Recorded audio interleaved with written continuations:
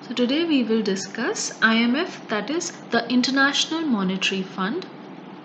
First, let's see what is the IMF, and then later we will discuss its history, its objectives, functions, etc.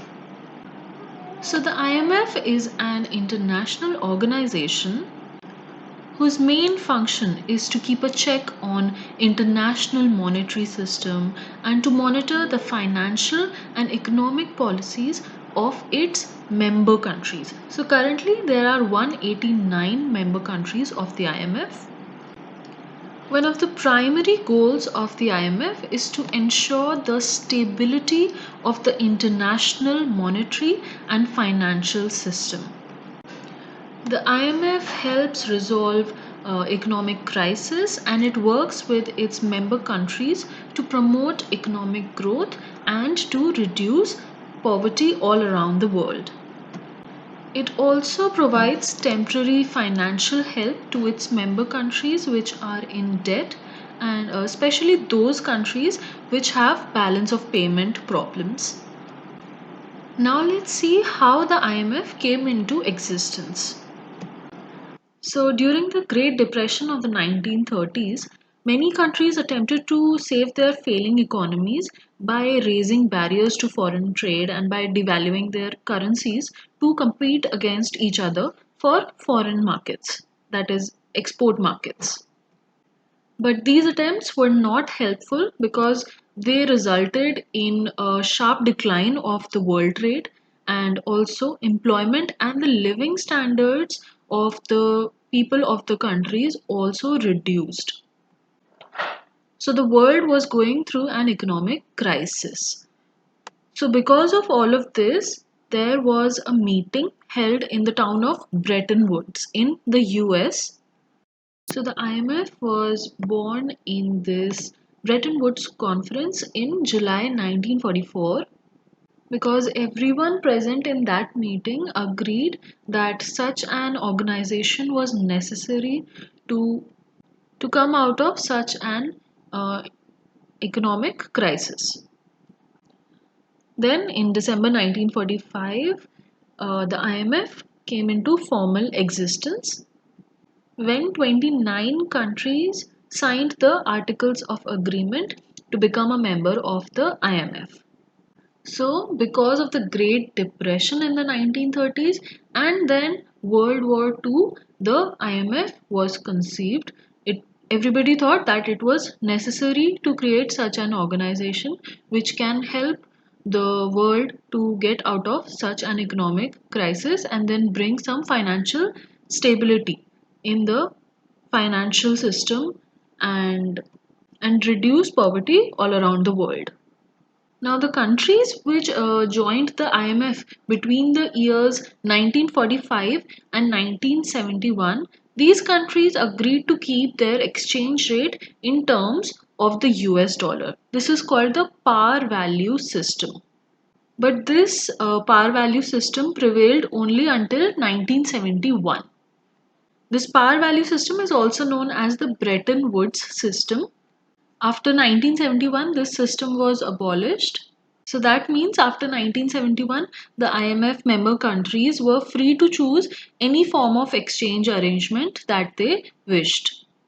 So the member countries had many options, such as they could allow the currency to float freely, or they could peg it to another currency, they could adopt the currency of another country, or they could even form a part of any monetary union or currency bloc. This covers the history of IMF. A look at the key activities of IMF.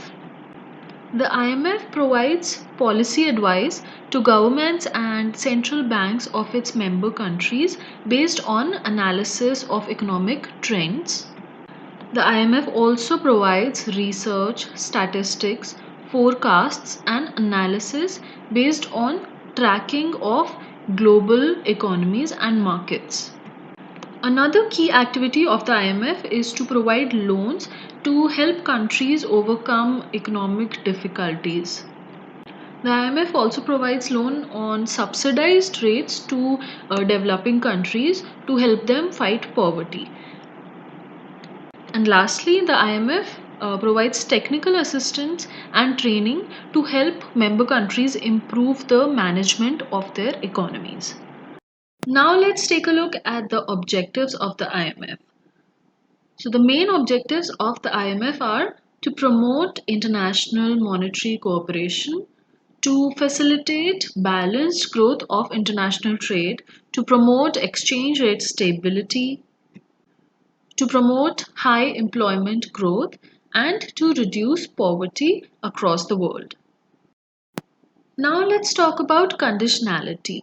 Conditionality is basically a set of conditions that the member countries are required to follow for taking a loan from the IMF. Conditionality was introduced in a 1952 executive board decision.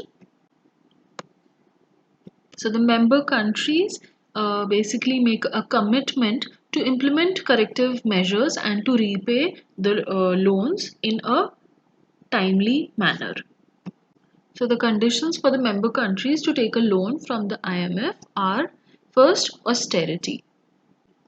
Austerity means cutting expenditures or raising taxes. Next is devaluation. Devaluation is a deliberate action by the government of a country when the government reduces the value of its own currency. Next is trade liberalization. It is the reduction in the barriers of international trade. Next is improving overall administration and governance. Next, correct macroeconomic imbalances. So the member country has to prevent any macroeconomic imbalances that could be potentially harmful and that could adversely affect the economic stability of the country. Next is implementation of policy reforms. That means that the IMF might require the member country to implement some policy reforms to achieve goals like economic growth or to reduce poverty. Now let's take a look at some of the publications issued by the IMF. So first is the country reports, which includes information regarding the statistics of each country. Next is Finance and Development. So this is a quarterly magazine of the IMF with articles and book reviews on topics such as international economics, finance and economic development, etc. Next is World Economic Outlook.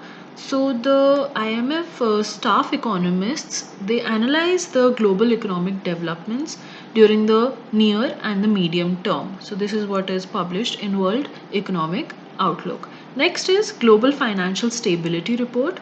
So this is biennial report. That means it is issued once every 2 years. So this report focuses on international capital markets and other market issues such as security firms, hedge funds, etc. Next is the IMF Research Bulletin. In this bulletin, the key components of research which is done at the IMF is published.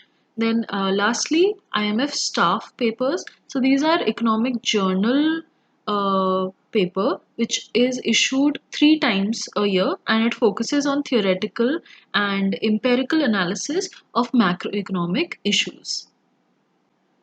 Now let's talk about the MCQs. Question 1 is, which of the following is not true about the IMF?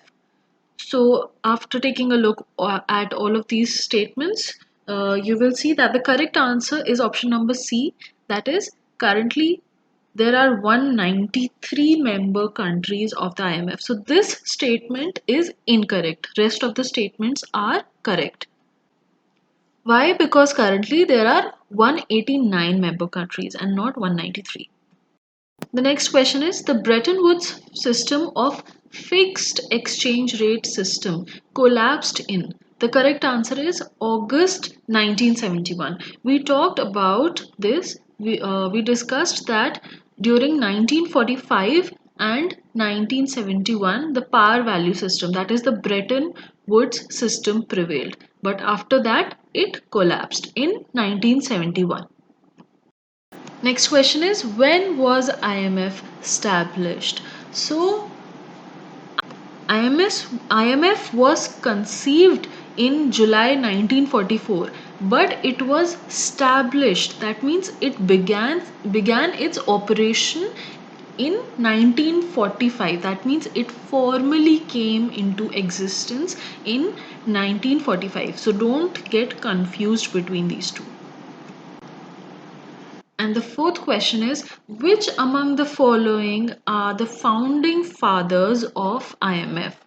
So the correct option is B, that is only 2 and 4, that is John Maynard Keynes and Harry Dexter White. These two are the founding fathers of the IMF.